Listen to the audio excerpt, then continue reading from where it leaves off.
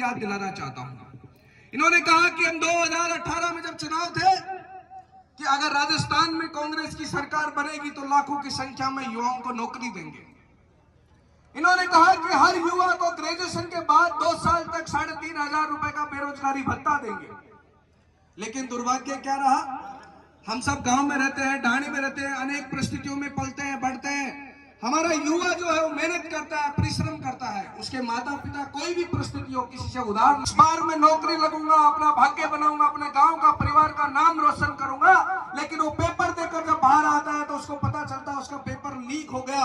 एक के बाद एक 18 भर्तियों के जो पेपर लीक करके इन्होंने रीट में जो चीट किया है, जिसके कारण राजस्थान के बेरोजगारों के साथ इस कांग्रेस ने धोखा दिया है। आने वाले दिनों में हमें इस कांग्रेस को, इस धोखेबाज कांग्रेस को, इस निकम्मी सरकार को, इस भ्रष्ट सरकार को, जिसके शासन में सबसे ज्यादा भ्रष्टाचार हुआ है, जिसके शासन में क्राइम रेट जो है वो सबसे ज्यादा बढ़ा है, जिसके कारण से दलित वंचित वर्ग को पीड़ा सहन करनी पड़ी है, उस कांग्रेस सरकार को, गहलोत की इस कांग्रेस सरकार को उखाड़ फेंकने का संकल्प हमें लेना है।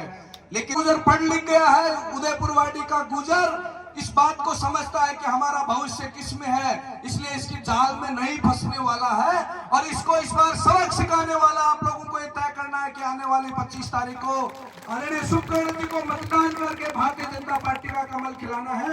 आज आप सब लोगों ने मान सम्मान दिया, मुझे बोलने का मौका दिया, यहाँ पर पार्टी ने मुझे भेजा, आप सब लोगों से मिलने का जो अवसर मिला उसके लिए मैं सबका बहुत बहुत अभिनंदन करता हूँ, धन्यवाद करता हूँ। जय हिंद, जय भारत, वंदे मातरम। सम्मानित मंच भाजपा प्रत्याशी शुभकर्ण जी चौधरी, उदयपुर वाटी विधानसभा की प्रधान माया गुजर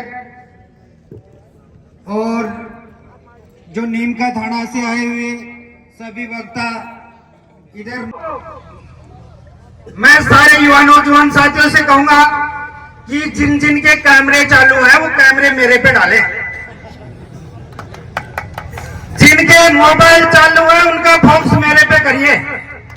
मैं बता देना चाहता हूं कि अगर किसी ने ये सोचा हो कि बड़ा समाज है और गुज्जर समाज है, वो अपने दिमाग से अपने भ्रम को निकाल दे और अब की बार आने वाली 25 तारीख को तेरे पिंड भर देंगे और हरिद्वार के लिए गुज्जर समाज सारा एकत्रित होकर बढ़िया तरीके से तेरा योगदान लगा देंगे।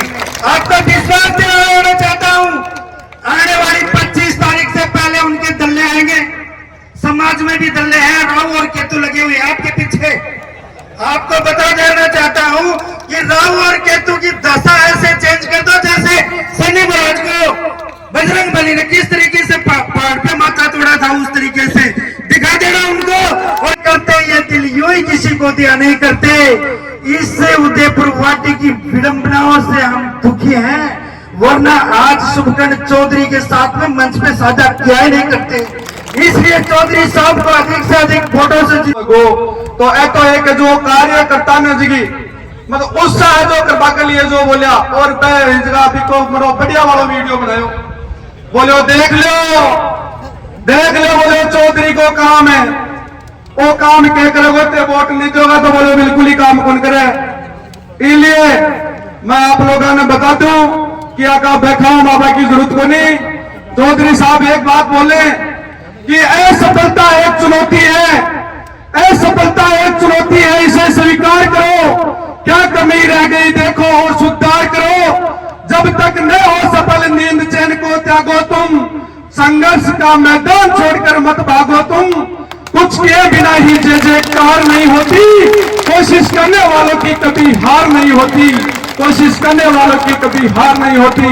मैं तो चौधरी साहब को एक बात कहना चाहूंगा कि है मंजिलें और भी, है मंजिलें और भी, अपने कदम न रोकना, आगे बढ़ना कुछ इस तरह, कोई लक्ष्य बाकी न छोड़ना, कोई लक्ष्य बाकी न छोड़ना। अब मैं शिवा भाई से निवेदन करूंगा कि वो भी अपना उद्बोधन दे। चलाने वाले बुजुर्ग बेटे उनको बहुत बहुत आभार और धन्यवाद प्रकट करता हूं। मैं कुछ बोलने से पहले मैं उस इंसान को नमन करता हूं जिस इंसान ने गुजर कौम को जगाने के लिए अपने प्राण न्यौछावर दिए और 73 वीरों की बलि दे दी थी, उस कर्नल किरोड़ सिंह बेसरा को मैं कोटि कोटि नमन करता हूं।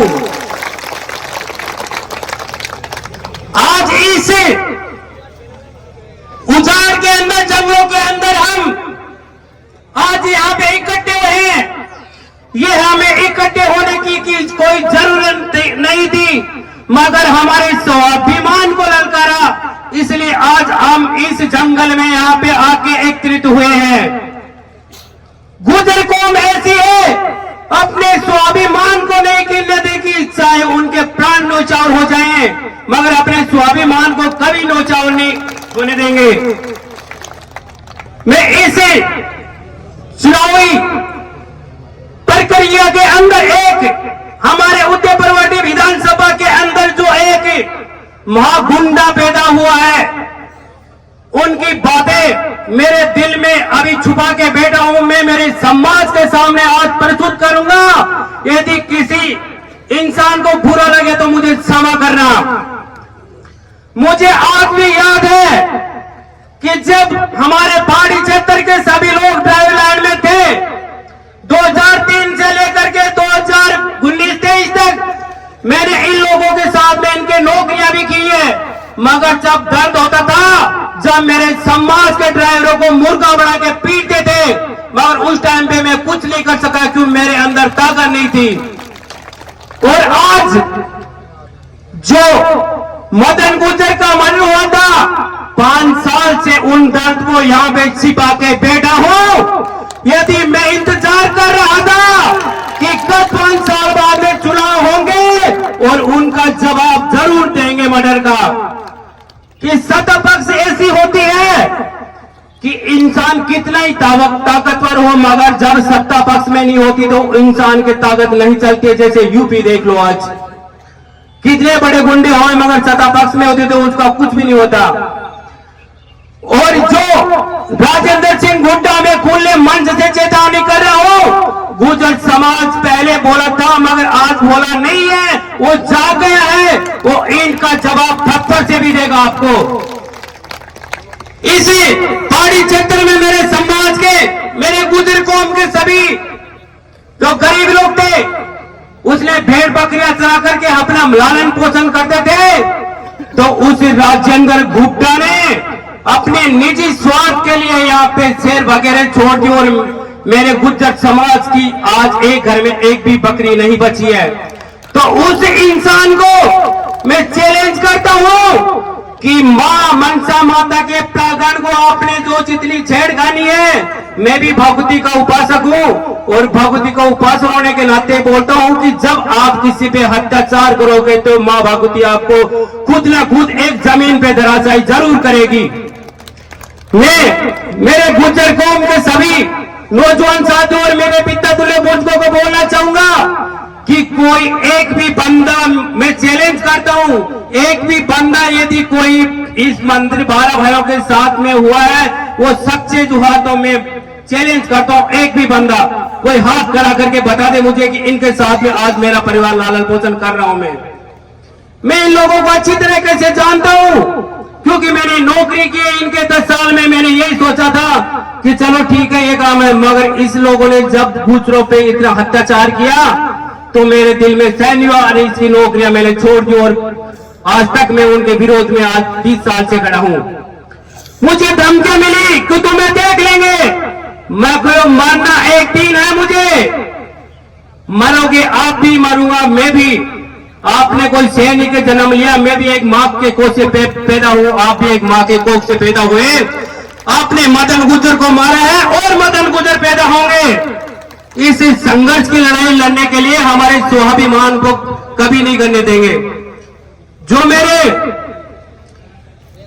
जो राजेंद्र हुड्डा के साथ में जो समाज के मेरे कुछ जनप्रतिनिधि लग रहे हैं, उनको मैं चैलेंज करता हूं, अपने दिल पे हाथ रख के देखो कि आपने समाज के लिए क्या किया है। सिर्फ समाज का शोषण किया है उन लोगों ने और एक अपने गुर्जर जाति के अपने स्वार्थ के लिए अपने गुर्जर जाति का स्वाभिमान बेचा है उसने। तो मैं सभी भाई से निवेदन यह करता हूं कि आने वाली 25 तारीख को कमल के फूल के सामने बटन दबाकर हमारे बड़े भाई सुकन चौधरी जी को विजय बनाना है। हमारे बीच के अंदर खेतरी की बीजेपी प्रत्याशी धर्मपाल जी की पत्नी यहाँ पे पहुंच चुकी है, उनके लिए एक बार जोर से वो लोग बहुत बहुत धन्यवाद। उनको बहुत बहुत धन्यवाद देते हैं। हमारे जन जन के लाडले खेतड़ी से प्रत्याशी धर्मपाल जी गुर्जर की धर्मपत्नी पूनम जी गुर्जर पहुंच चुके हैं। मैं आपका बार बार अभिनंदन व स्वागत करता हूं। एक बार गुजर, पूनम गुजर, पूनम गुजर, भारतीय जनता पार्टी, भारतीय जनता पार्टी, पूनम गुजर, पूनम गुजर। बोले देव नारायण भगवान की, बोले हीरामन जी महाराज की। अच्छा, मेरा गुजर सरदार के बड़े बड़े बुजुर्ग लोग तुल्य बैठे हुए हैं, तो समर्थन दे दें क्या? तो सुपन जी, हमारे सम्मान आपके साथ में है। हमारा सम्मान आपके साथ में है। आने वाले टाइम में